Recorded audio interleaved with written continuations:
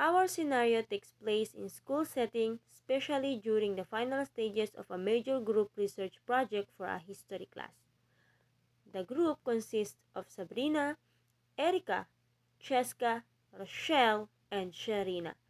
They are all aiming for a good grade, but Sharina, feeling overwhelmed and short on time, has copied a significant portion of her assigned section directly from an online source without proper citation. Rochelle, while reviewing the final draft, discovers the plagiarism. The group then faces an ethical dilemma. Should they submit the project as is, try to fix it, or report the issue, jeopardizing their grade and Sharina's standing? Christian, the teacher, will eventually discover the issue. Okay guys, this is it. Ito na yung final reads po natin sa ating Asian Civilization Project. Cheska, ang galing ng paggawa mo ng presentation outline. Erika, sobrang thorough ng research notes mo. Sharina, ang section mo sa Mesopotamian trade routes ang next na ito-check ni Rochelle. Grabe, gusto ko nang matapos to. Makakapagod tong ancient history na to. Ako rin. Kailangan ma-perfect to.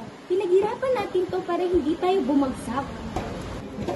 The intricate network of rivers allowed for unparalleled agricultural surplus, facilitating the exchange of goods and ideas across vast distances, fundamentally shaping the region's economy and cultural landscape.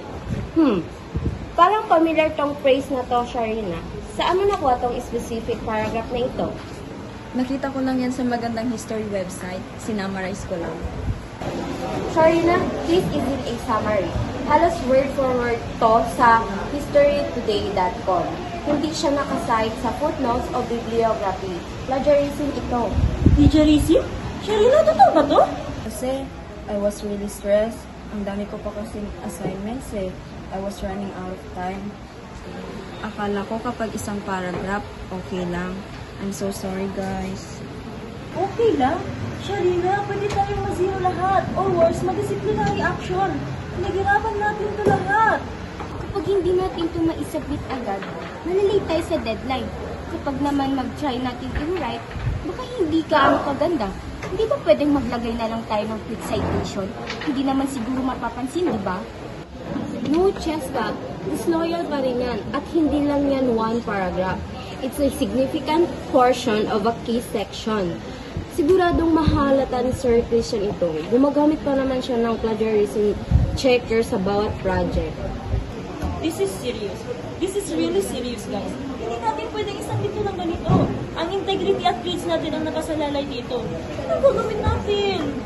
Guys, di ba pwedeng i-paraphrase na lang natin ito ng mabilis at magdagdag na lang ng citation? Iilang sentence lang naman kailangan. Sasabihin natin kay Sir Christian, masama yun para sa atin lahat. At gusto ko talagang i-present ito. Cheska, kahit iilang sentences pa yan, academic dishonesty pa rin yan.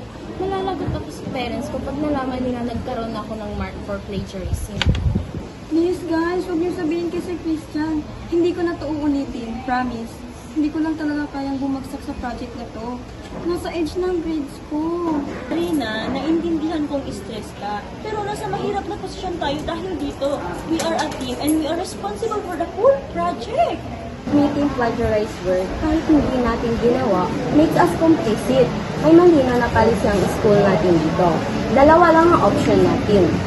Try natin ayusin to ng properly at humingi ng kaunting extension kay Sir at ipaliwanag sa kanya ng matapat ang sitwasyon natin. Or else, isubmit natin to at umasa na hindi tayo mahuhuli ni Sir Christian. Which is a huge gamble at deeply unethical. Sean, baka mag-deduct siya ng points. Tama si Rochelle, we have to be honest. Mas lalala lang to kung itatago natin. Sharina, willing ka bang panindigan to at sumama sa amin para ipaliwanag kay Sir Christian? Sabihin lang natin na nahuli natin sa final review at gusto natin itama. Oo, sasama ko. I'm really sorry everyone. Nagkamali talaga ako. At least ginawa natin ang tama. Nakakakaba pero mas okay na to kaysa mag-fail tayo sa final presentation.